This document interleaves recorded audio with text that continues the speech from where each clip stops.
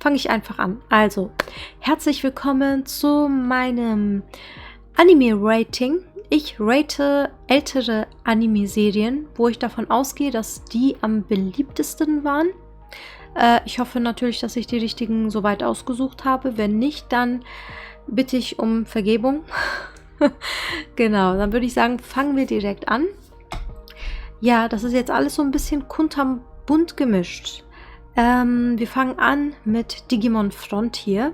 Das ist die vierte Digimon-Serie, die es gab. Und das ist also nach dem ersten Digimon, nach der ersten Digimon-Serie eigentlich meine zweitliebste Serie. Weil die Digi-Krieger, also die Digi-Tamers, sich da zum ersten Mal selber in Digimons verwandeln können. Die Mehrzahl von Digimon ist Digimons, oder? Oder ist das wie bei Pokémon, dass die Mehrzahl von Pokémon ist? Die Digimon, also die können sich dann selber in Digimon verwandeln und das finde ich einfach so cool. Man sieht dann immer wieder im Anime so im Inneren, so quasi, wenn die Selbstgespräche führen oder mit anderen Selbstgespräche führen oder so, sieht man dann manchmal den Tamer, der dann dessen Seele in diesem Digimon drin ist. Und ich finde die Story übertrieben gut gemacht. Also ich finde die Story ist teilweise, hat die auch so Gruselfaktor.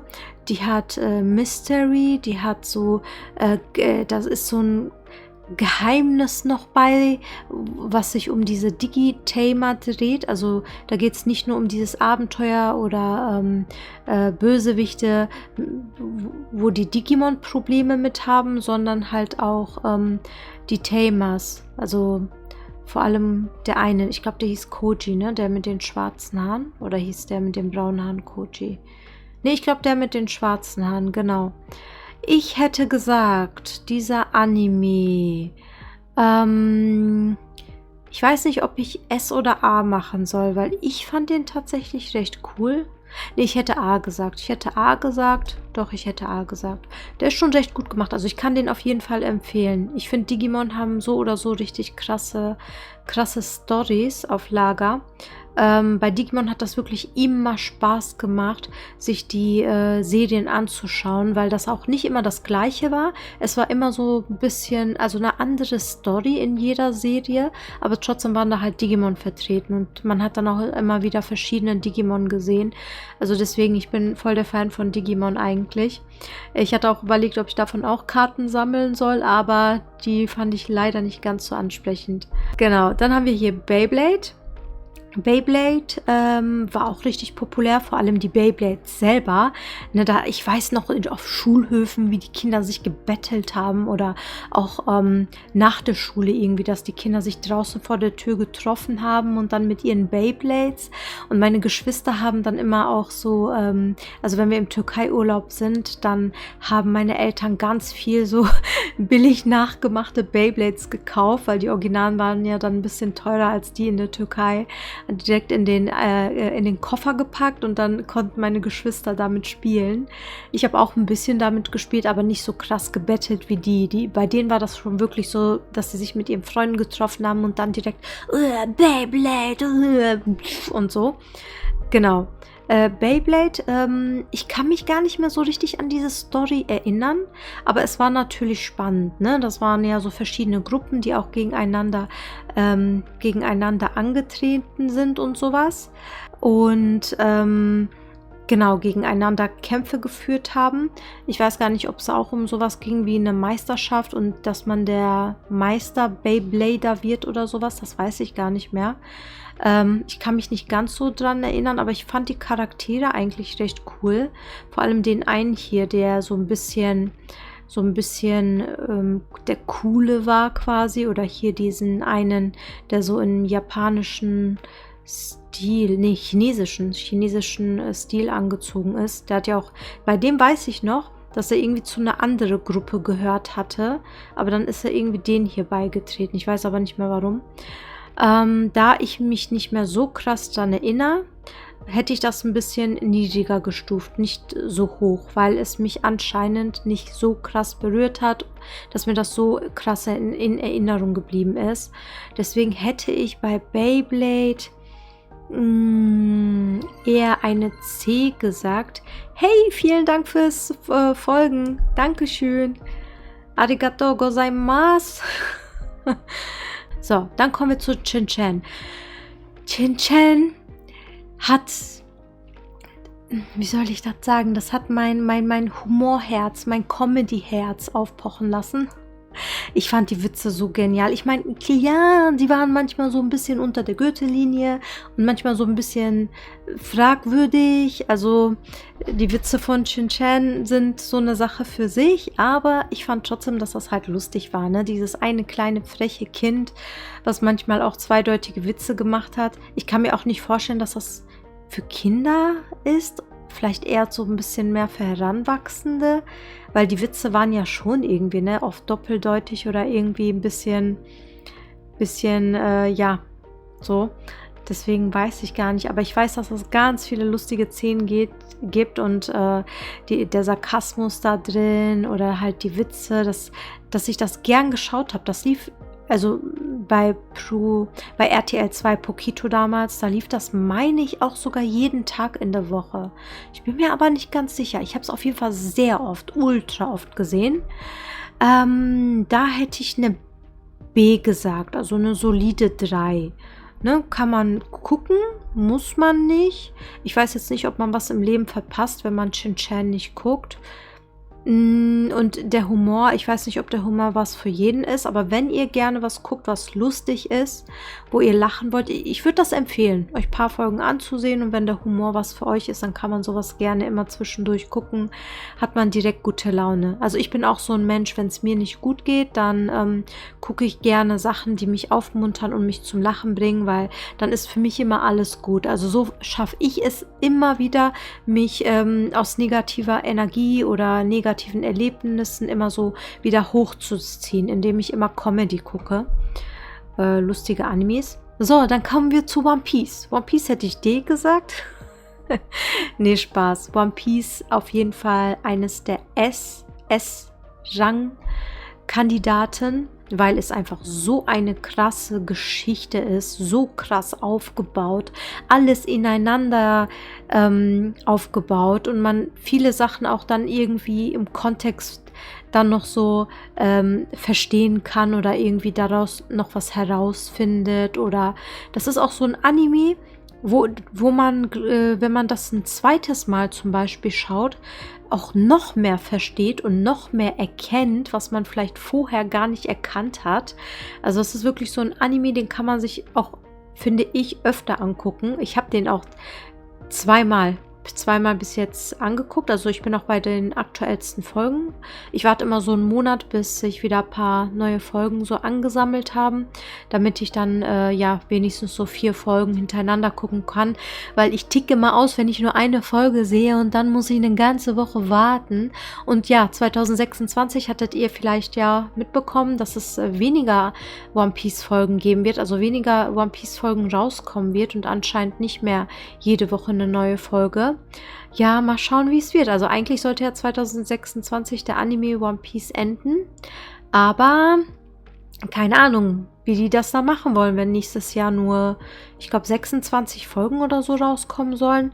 Keine Ahnung, weiß ich nicht. Aber ich freue mich auf Netflix, die Serie. Boah, allein deswegen hatten wir letztes Jahr ein Netflix-Abo abgeschlossen. Damit ich das gucken kann. Also nicht nur ich, aber ihr wisst, wie ich meine, und ja. So, was schreibst du? Conan definitiv S-Tier. Die haben in Japan sogar eigenes TCG. Aber ich weiß gar nicht, ob der von Detektiv Conan gut ist. Ich habe nur so ein bisschen mit Digimon mir angeschaut und Yu-Gi-Oh! Kenne ich halt von der Kindheit. Und ab ich glaube, seit neuestem oder ab 2026 soll es ja auch bei Yu-Gi-Oh! Bei dem TCG Full-Art-Karten geben, was ja auch ganz neu ist, also quasi so ein bisschen orientiert an Pokémon. Aber ich weiß nicht, wie die anderen Karten so... Ui, was ist denn los? Oh, danke schön fürs Abonnieren, danke. Ich bin echt perplex. Also ich war heute so traurig, weil ich mir dachte, ich muss heute wieder Selbstgespräche führen. Aber jetzt geht's ja richtig ab hier. Vielen Dank, Leute. Freut mich richtig. Ich würde Low A-Tier sagen. Also jetzt bei Detektiv Conan, ne? Erstmal kurz Detektiv Conan, A-Tier. Okay, A-Tier gehe ich mit. Also ist auf jeden Fall komplex und da gibt es ja auch so eine Stadt, ne, von dem der Detektiv Conan, der Mangaka, der das gemacht hat, gibt es ja extra so eine Stadt, wo es haufenweise Detektiv Conan Statuen und so gibt. Ich hatte mal gehört, dass nach dem Erdbeben seine eigene Heimat, also seine Heimatstadt irgendwie wirtschaftliche Probleme hatte und dann hat er da halt diese Sehenswürdigkeiten hingebaut und seitdem geht es seine Heimatstadt so wirtschaftlich krass gut, weil jedes Jahr so viele Fans dahin reisen, allein wegen diesen Statuen, dass schon die eigene Stadt das noch krasser ausgebaut hat. Ich glaube, das war Detektiv Conan. Ich hoffe, ich erzähle jetzt nichts Falsches. So, okay, A-Tier. Dann machen wir weiter mit Digimon, der ersten Serie von Digimon. Ja, ich denke mal, viele von uns hat das sehr berührt, die erste Folge. Und ich fand, nicht die erste Folge, die erste Serie. Nochmal, Digimon S-Tier, genau, hätte ich auch gesagt. Weil ich glaube, das hat jeden von uns als Kind berührt. Oder gibt es irgendwen, der von euch Digimon nicht mochte? Ich glaube eigentlich nicht, oder? Ich meine, wie cool war das denn, wenn man das sich als Kind angeguckt hat? Ich meine, vorher gab es ja Pokémon und dann kam Digimon. Es gab ja auch so diese große Diskussion darüber, dass Digimon irgendwie ein Abklatsch von Pokémon ist und sowas. Aber ja, vielleicht war das inspiriert danach, weiß ich nicht. Aber ich fand das halt so cool, dass es diesmal so Wesen gab, mit denen man sich so richtig anfreunden konnte, mit denen man sogar reden konnte. Bei Pokémon, die Pokémon sind halt süß, die sind natürlich auch irgendwie wie Freunde, man kann mit denen auch Freundschaft knüpfen. Aber bei Digimon kann man mit diesen Wesen halt reden. Und ich fand deswegen Digimon halt auch ziemlich cool, dass die so halt einen Begleiter hatten, der sich auch immer wieder verschieden weiterentwickelt hat, mit denen die auch kämpfen konnten, aber mit denen die auch reden konnten und spielen konnten, faxen konnten.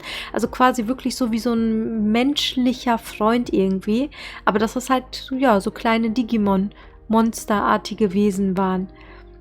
Ja, hab Digimon auch berührt, S-Tier. Habt ihr eigentlich die Kinofilme gesehen? Vor ein paar Jahren gab es doch diese Kinofilme. Ich habe die nicht gesehen, bis heute nicht. Ich muss das aber machen noch.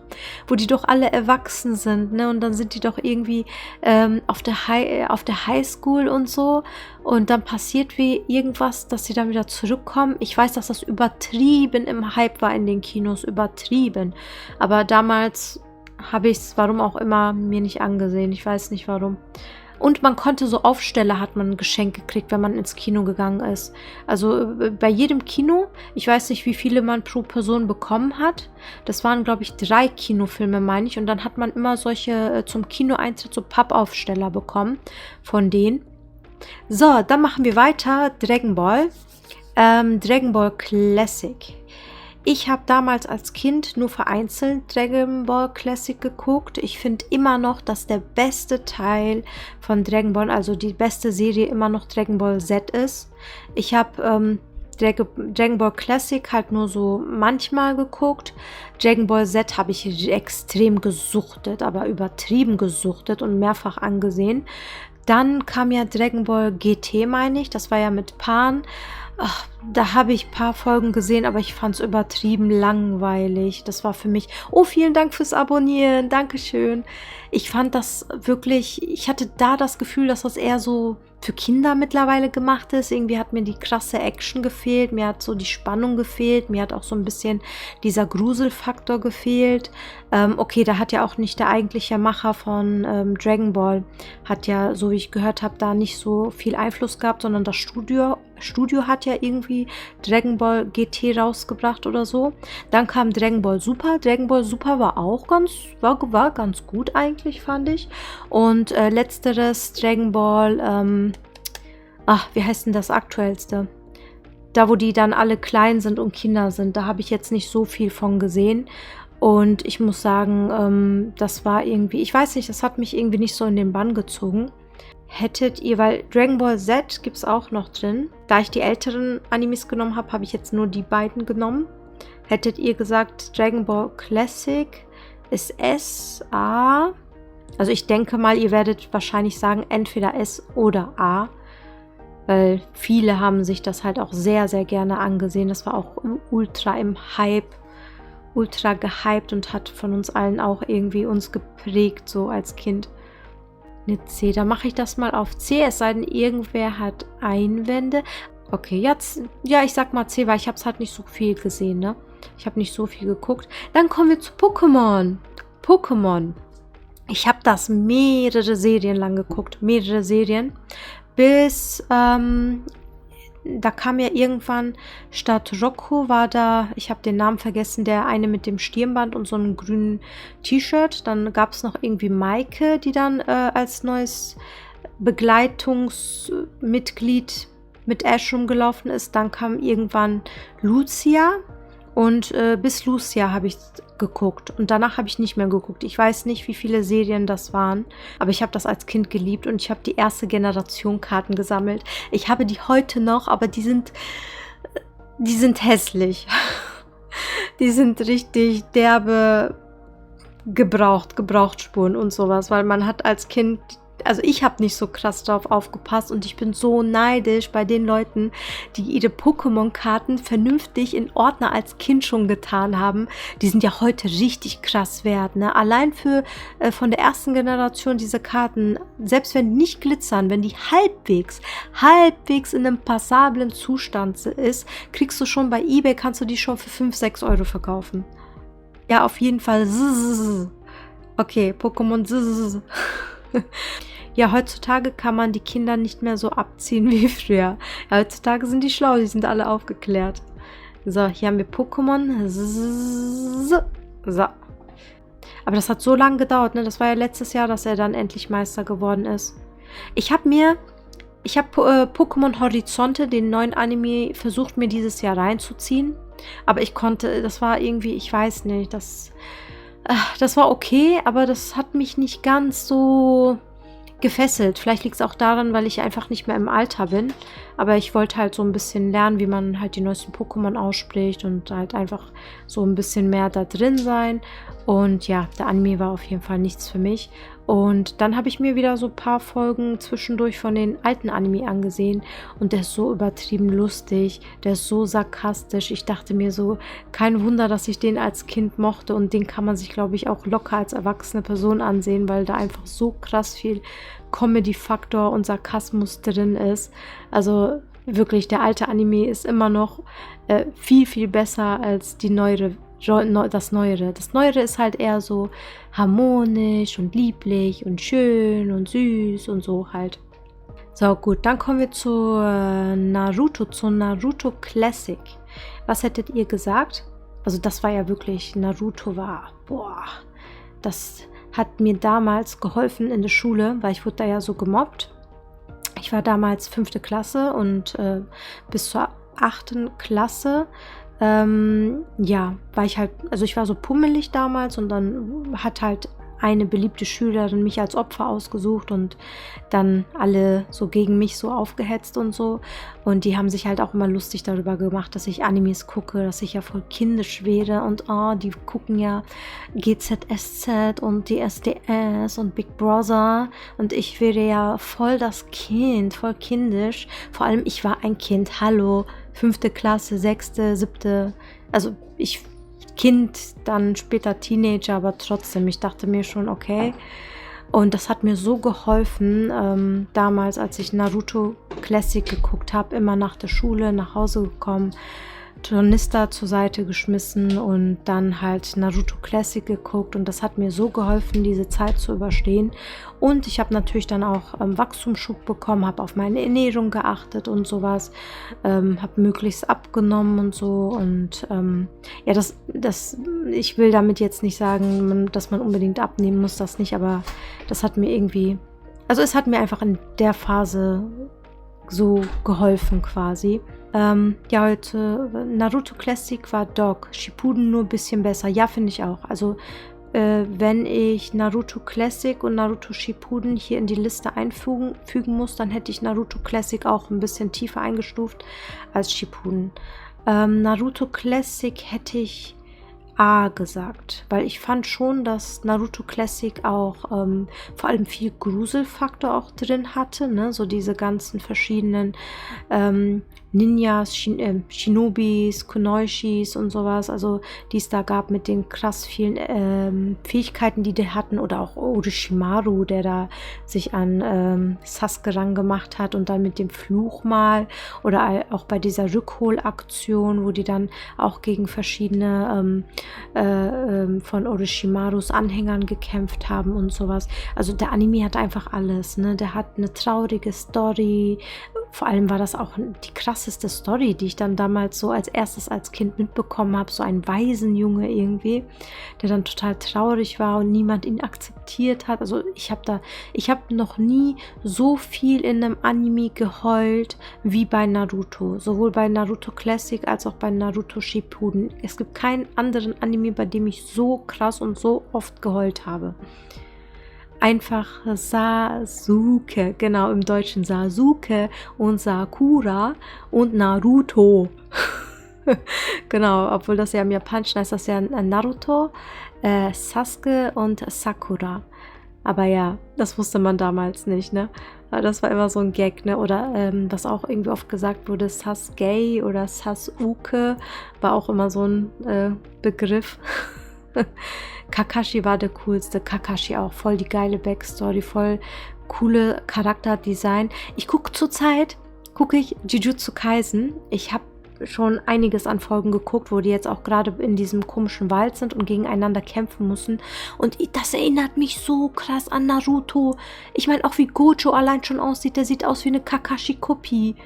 So die ganzen Charaktere, und dann sind die auch in so einer Art Auswahlprüfung drin mit dieser komischen Schwesterschule. Ich krieg da voll die Naruto-Vibes bei Jujutsu Kaisen.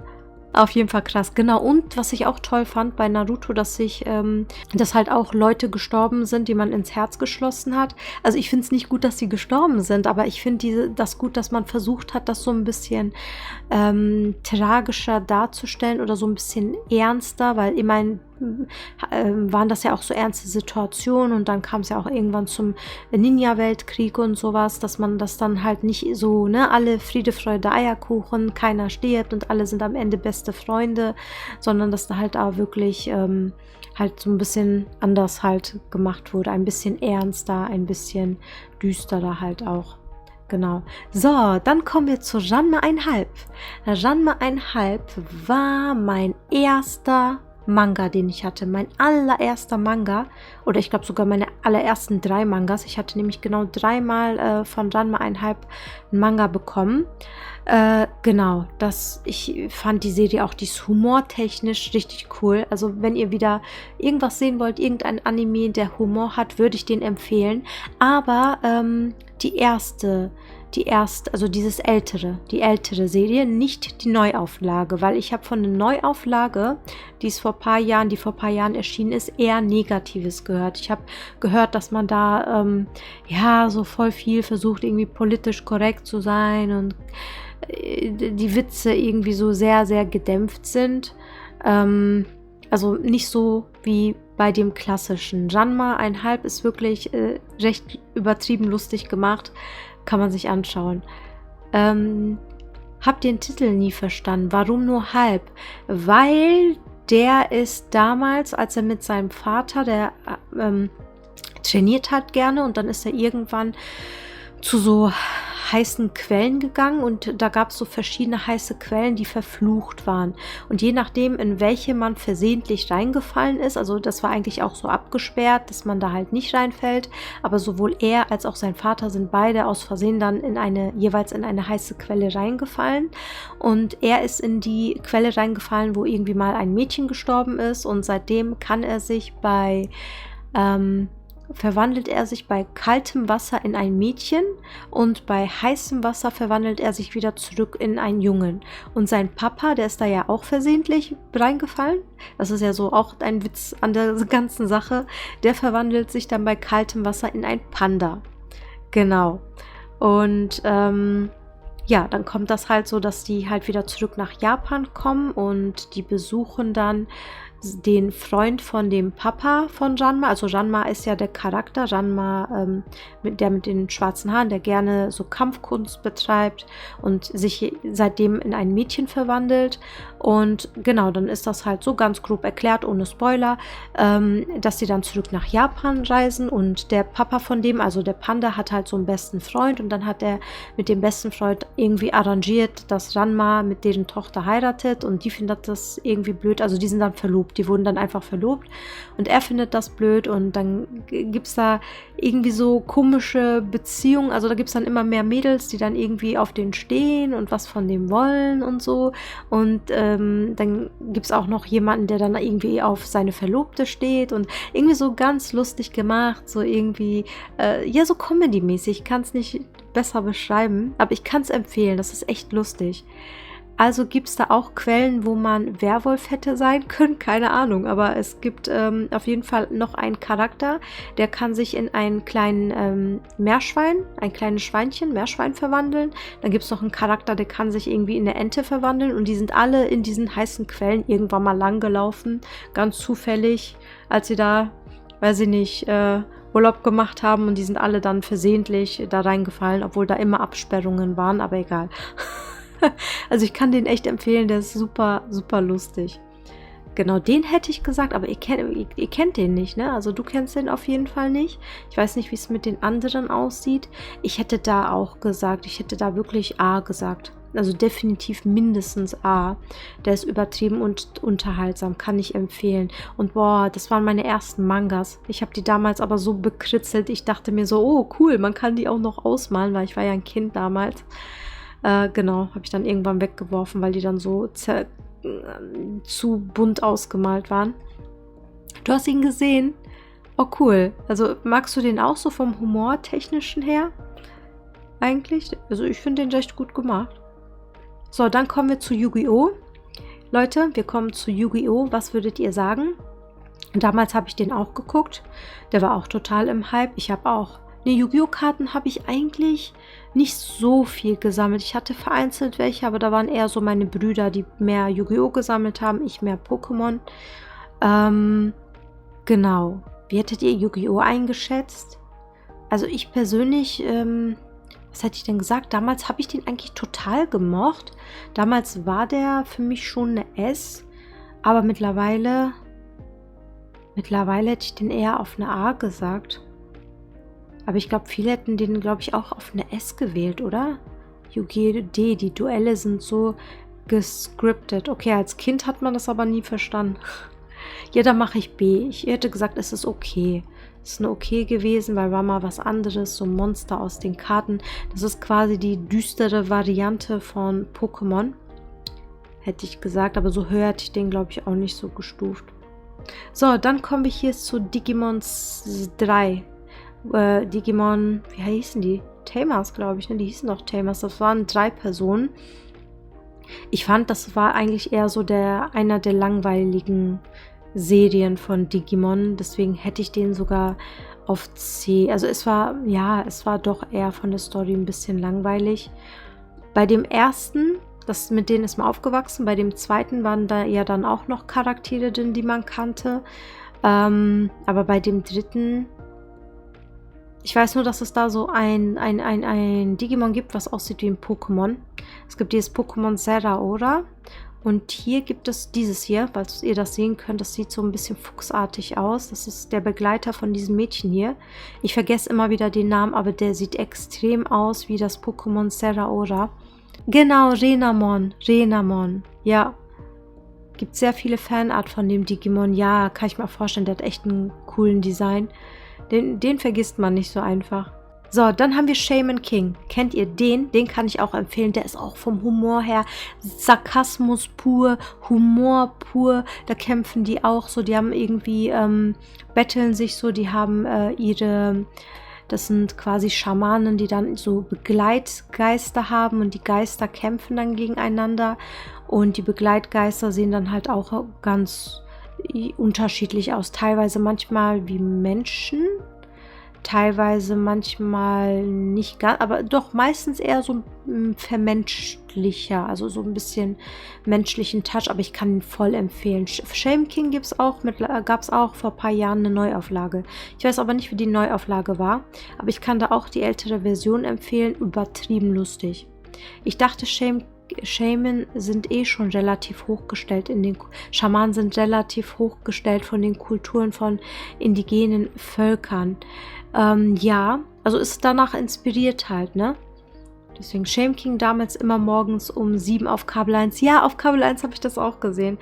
Auf Kabel 1. Aber ich meine, das lief auch auf RTL 2 eine Zeit lang. Aber stimmt, das habe ich auch gesehen. Immer auf Kabel 1. Daran erinnere ich mich.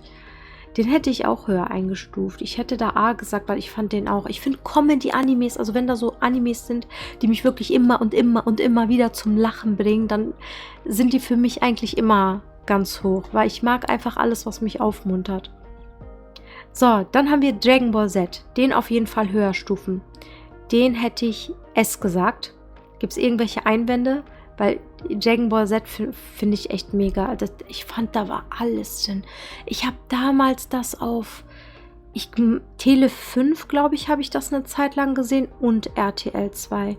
Das war für mich so krass. Ich war da wirklich so besessen von diesem Anime. Jedes Mal habe ich gewartet, dass eine neue Folge rauskam. Ich wollte nichts verpassen, weil das hatte alles drin. Das war auch so ein Anime, der hatte sogar so eine Stelle, was mich übertrieben traumatisiert hat. Und zwar als Cell C17, C18 und C19 aufgefressen hat, mit seinem Schwanz da eingesaugt hat. Das war für mich total traumatisch gewesen. Tele 5 immer um 19 Uhr. Ja, 19 Uhr, stimmt. Und One Piece Uncut gab es damals bei Tele 5.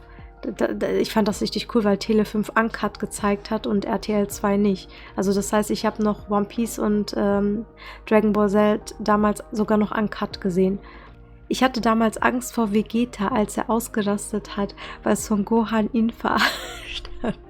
Ich fand den so cool, aber das war aber auch lustig, irgendwie so die Stimme.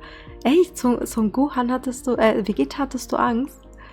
Der hatte damals ja auch diesen deutschen Synchronsprecher, der SpongeBob gesprochen hat, ne? Ich habe den Namen von dem Synchronsprecher vergessen, aber der hat anfangs Vegetas Stimme gesprochen und danach kam dann ein anderer Synchronsprecher. Ist voll lustig, müsst ihr euch mal anhören, dann hört ihr direkt so ein bisschen SpongeBob raus. SpongeBob S-Tier, haha, definitiv. So, dann kommen wir zu Inuyasha. Inuyasha ähnelt irgendwie, also ich sehe da so Gemeinsamkeiten mit Demon Slayer, weil die ja auch Dämonen jagen. Also ist mir so aufgefallen, nachdem ich Demon Slayer geguckt habe und von Demon Slayer Fan geworden bin, dachte ich mir so, Inuyasha erinnert mich irgendwie an Demon Slayer, dass sie da auch verschiedene Dämonen halt jagen, ne? Aber das war auch so ein Anime, den fand ich auch gruselig, aber man konnte sich das halt ansehen als Kind.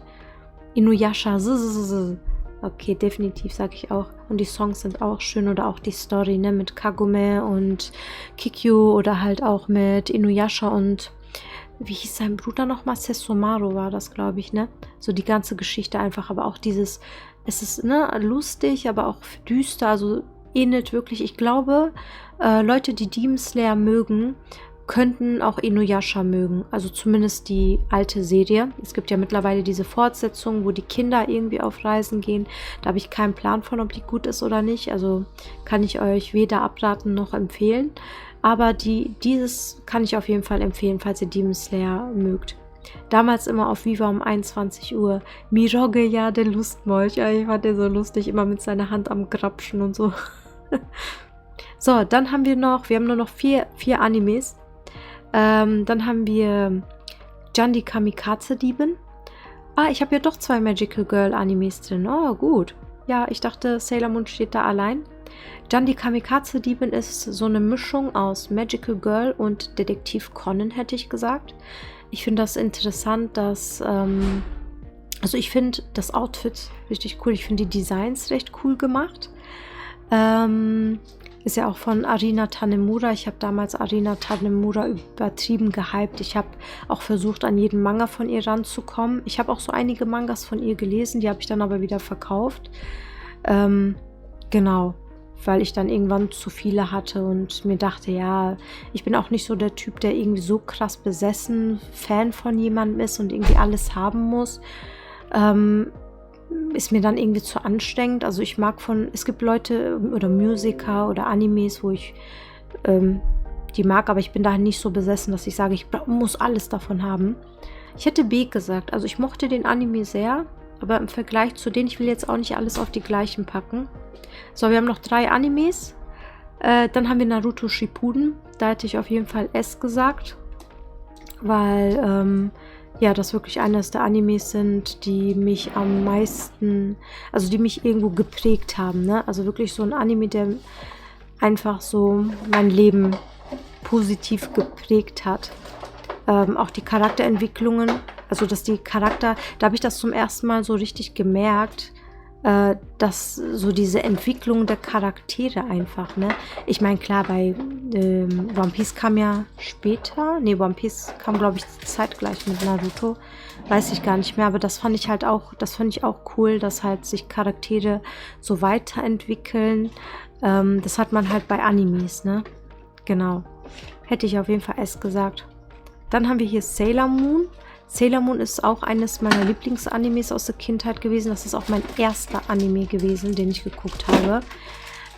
Ich hätte aus emotionalen Gründen S gesagt, aber ich habe mir vor ein paar Jahren den Anime nochmal als Erwachsene angeschaut und musste sagen, dass ich Schwierigkeiten hatte, mir den anzuschauen, weil ich den nicht mehr so krass interessant fand wie früher, und ich fand mir den auch so ein bisschen schwer anzusehen am Anfang, weil den ersten Staffeln war es noch recht so kindlich.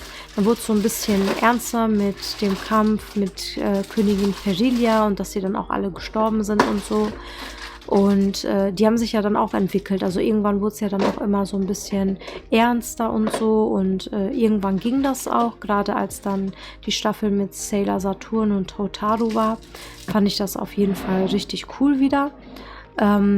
Genau, aber die ersten Staffeln waren halt eher schwierig wieder anzusehen als Erwachsene.